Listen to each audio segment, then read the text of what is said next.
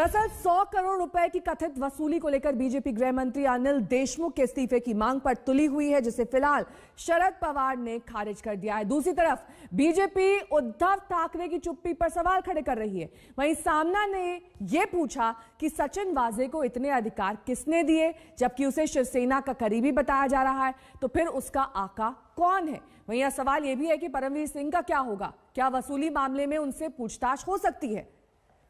की कोई आवश्यकता नहीं है। हमारी एटीएस पूरा छानबीन के तपास कर रही है और हमें पूरा विश्वास है कि उसमें से हम कल्प्रिट कौन है वो जल्द से जल्द ढूंढ के निकालेंगे। भारतीय जनता पार्टी की ओर से हम ये मांग करते हैं कि गृह मंत्री जी का इस्तीफा लेना चाहिए और जब तक वो नहीं लिया जाता भारतीय जनता पार्टी शरद पवार इतने बड़े नेता, उन्होंने कार्रवाई क्या की आपको मालूम है?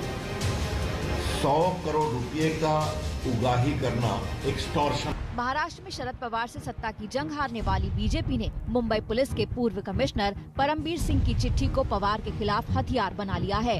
शह और मात की इस जंग में निशाना पवार और उद्धव सरकार है, जिसे बीजेपी सत्ता से हटाना चाहती है। इसके लिए पहला बड़ा मोहरा जिसे बीजेपी पीटने की फिराक में है, वो है महाराष्ट्र के गृह मंत्री अनिल देशमुख। परमवीर सिंह ने अपनी चिट्ठी में सचिन वाजे के जरिए अनिल देशमुख पर 100 करोड़ की वसूली करने का आरोप लगाया है, जिसके बाद महाराष्ट्र बीजेपी उनका इस्तीफा मांग रही है।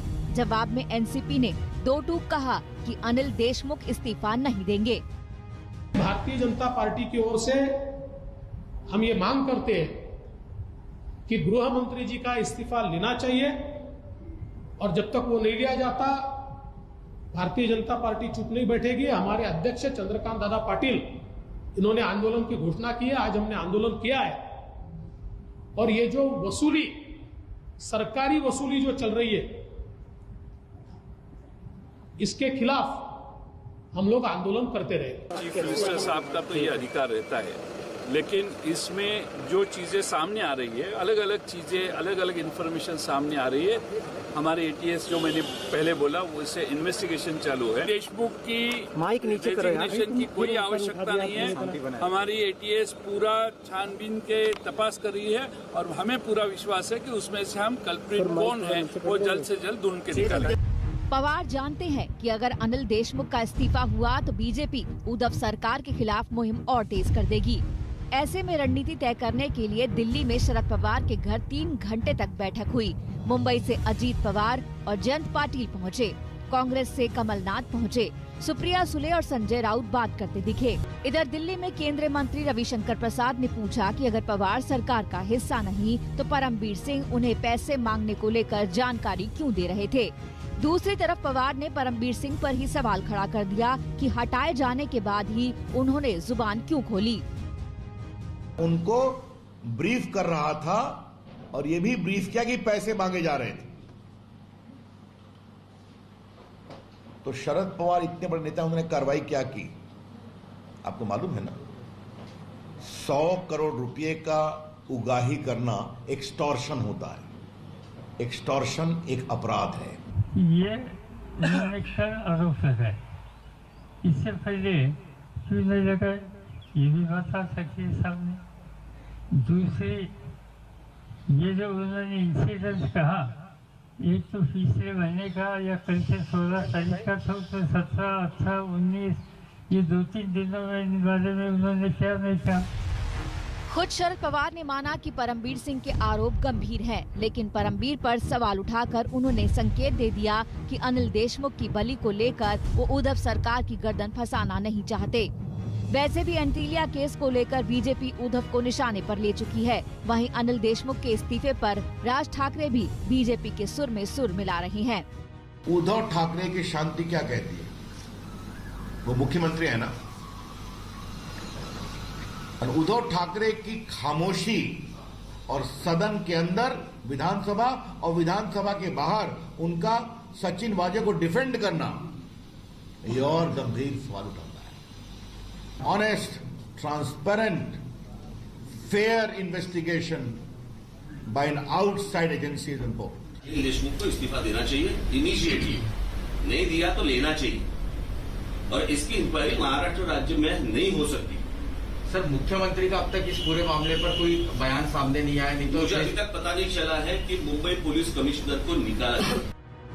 दिल्ली में शरद पवार के घर पर जिस तरह लंबी मीटिंग हुई, उससे एक बात तो साफ है कि एनसीपी पर देशमुख का इस्तीफा लेने का दबाव है।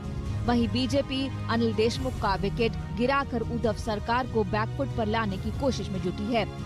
वो निष्पक्ष जांच के लिए देशमुख की विदाई को जरूरी बता रही है, लेकिन पवार 1 इंच भी पीछे हटने को तैयार नहीं है। दिल्ली में मनजीत नेगी और मुंबई से कमलजीत सिंधु और साहिल जोशी के साथ आज तक ब्यूरो। पंकज उपाध्याय हमारे संवाददाता इस वक्त मुंबई से हमारे साथ जुड़ गए हैं। हमारे साथ अशोक सिंघल इस वक्त दिल्ली से जुड़ गए, लेकिन सबसे पहले मुंबई का रुख करेंगे। पंकज, क्या अनिल देशमुख को सीधे तौर पर आउट ऑफ डेंजर माना जाए, क्योंकि कोई भी सबूत अभी उनके खिलाफ सामने नहीं आया है और हर तरीके से एनसीपी की बैकिंग भी उन्हें मिल रही है?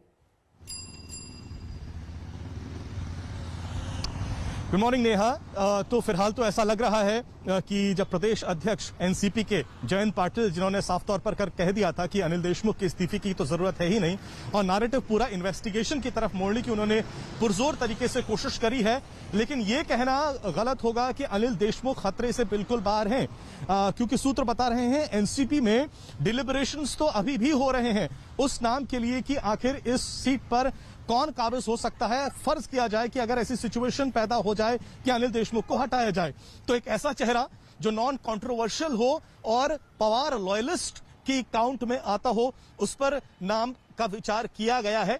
क्योंकि सीधी सी बात है, अब चाहे नैरेटिव चेंज करने की पुरजोर तरीके से शरद पवार ने कोशिश तो करी है और काफी हद तक लगता है उसमें वो कामयाब भी हुए हैं, लेकिन आरोप जो लगाए गए हैं एक सर्विंग सीनियर मोस्ट आईपीएस द्वारा, वो काफी गंभीर है।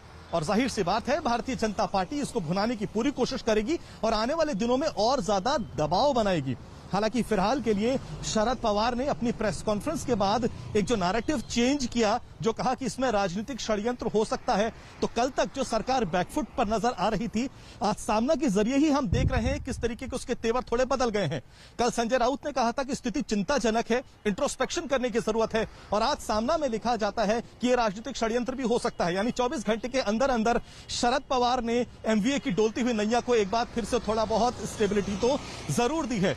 के बारे में और जानकारी लेते हैं, दिल्ली से मेरे सहयोगी अशोक सिंघल जुड़ गए हैं। अशोक, जिस तरह की जानकारी पंकज दे रहे हैं कि पहले तो एक तरीके से एनसीपी और शिवसेना बैकफुट पर थी, पर आज जो सामना में जिस तरह के सवाल उठाए गए, उससे लगता है कि अब एनसीपी पूरी तरीके से फ्रंट फुट पर खेलने की तैयारी कर रही है। आपने तमाम अहम एनसीपी के नेताओं से कल बातचीत की, उनकी बातचीत से ये साफ तौर पर सामने आया कि ये एक तरीके से षड्यंत्र का पूरा एंगल देने की कोशिश उनकी तरफ से की जा रही है कि केंद्र सरकार उनकी सरकार को वहां पर टॉपल करना चाहती। यही वजह है कि तमाम बातें सामने आई हैं। देखिए, बिल्कुल दिन में जब शरद पवार प्रेस कॉन्फ्रेंस करते हैं तो उन्होंने कहा कि अनिल देशमुख का इस्तीफा भी एक विकल्प है, तमाम विकल्पों में जांच की बात भी की। लेकिन शाम होते होते जब उन्होंने पार्टी नेताओं की बैठक बुलाई, उसके बाद साफ तौर से अनिल देशमुख का डिफेंड किया गया। जयंत पाटिल ने आकर के कहा कि अनिल देशमुख को इस्तीफा देने की कोई जरूरत नहीं है, वो बने रहेंगे, और ये सारा मोटिवेटेड है। परमवीर ने जिस ढंग से चिट्ठी लिखी है उसी के ऊपर सवाल उठा दिए। उसके बाद शरद पवार ने भी सवाल उठाए थे, लेकिन बाद में एनसीपी की मीटिंग के बाद सवाल उठाया गया कि चिट्ठी की टाइमिंग को लेकर के, और कहा गया कि सचिन वाजे को कौन लेके आया, कि इतनी अथॉरिटी किसने दी। संजय राउत ने भी तमाम सवाल उठाए कि परमवीर ने ही संजय वाजे को लेकर के आए, उसकी वजह से चीज़ें उठी, सामने आई, और विपक्ष को भी टारगेट किया गया। सामना में जैसे पंकज बता रहे थे कि सामना में भी कहीं ना कहीं परमवीर को इस्तेमाल करने की बात की जा रही है कि परमवीर इस्तेमाल किए जा रहे हैं विपक्ष के द्वारा। तो कहीं ना कहीं अब एनसीपी और शिवसेना फ्रंट फुट पे आकर के खेल रही है। कल डिफेंसिव थी, काफ़ी डिफेंसिव थी, और शरद पवार को कहना पड़ा था कि अनिल देशमुख के इस्तीफे का भी एक विकल्प है। लेकिन अब स्ट्रेटेजी थोड़ा बदली है। हालांकि जैसे पंकज बता रहे थे कि अनिल देशमुख के ऊपर अभी भी तलवार लटक रही है, हो सकता है आने वाले दिनों में उनको बदला जाए, लेकिन फिलहाल ये मैसेज नहीं देना चाहती एनसीपी और शिवसेना कि परमवीर की वजह से उनका इस्तीफा लेना पड़ा। जानकारी के लिए अशोक सिंघल हमारे संवाददाता और पंकज उपाध्याय मुंबई से जुड़े हुए थे। लेकिन इस बीच आपको दिखा देते हैं इस पूरे मामले में पक्ष और विपक्ष के क्या कुछ कहना है, क्या दलीलें हैं। इनका इस्तीफा लेना ये डिसीजन डेफिनेटली मुख्यमंत्री की जिम्मेदारी है, वो लेंगे।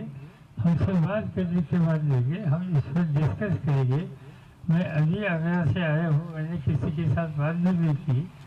जरूर ये सब इशू और इसका इन्फोर्समेंट देखने के बाद जो 2-3 अल्टरनेटिव हमारे सामने आ सकती है, इसमें आप जो कहते हैं ये भी आ सकता है, मगर ऐसी बात हमने कही नहीं अभी तक की। सरकार को बचाने की जिम्मेदारी ये पवार साहब ने अपने कंधे पर ली है। इस सरकार को मैन्युफैक्चर ही पवार साहब ने किया है और इसलिए वो ये मानते हैं कि उनकी जिम्मेदारी है कि उनका जो प्रोडक्ट है उसको वो सेफगार्ड करें। 100 करोड़ रुपया हर महीने उगाही करने का आदेश देना और ये भी कहना 1700 रेस्टोरेंट है, बार है, उससे इकट्ठा करो, 40-50 करोड़ तो आ ही जाएगा, 2-3 लाख मांगोगे सबसे। तो देशमुख जी स्वयं अपने लिए कर रहे थे कि पार्टी के लिए कर रहे थे? इस पर शरद पवार को जवाब देना पड़ेगा और उद्धव ठाकरे को भी बताना पड़ेगा। नीति में ऐसे बहुत सी कीचड़ एक दूसरे पर उछालते हैं, लेकिन पूर्व कमिश्नर का तबादला किया गया है। क्यों किया गया है उसके भी कारण सबको मालूम है। अब उसकी जांच हो, पवार साहब ने जो कहा है सही है, उसकी जांच हो। लेकिन क्या अनिल देशमुख बने रहेंगे अपने पद पर? बात सिर्फ अनिल देशमुख जी की नहीं है, लेकिन कुछ दिनों से मैंने भी कुछ बातें सरकार के जो मुखिया है उनके कान में डाली थी कि थोड़ा सावधान रहना चाहिए, नहीं तो सरकार पर संकट आ सकता। नमस्कार, मैं हूं अंजना ओम कश्यप। हमें उम्मीद है ये वीडियो आपको पसंद आया होगा। लेटेस्ट खबरों के लिए यूं ही देखते रहिए आज तक और इस वीडियो के पसंद आने पर लाइक, शेयर एंड सब्सक्राइब करना ना भूलें।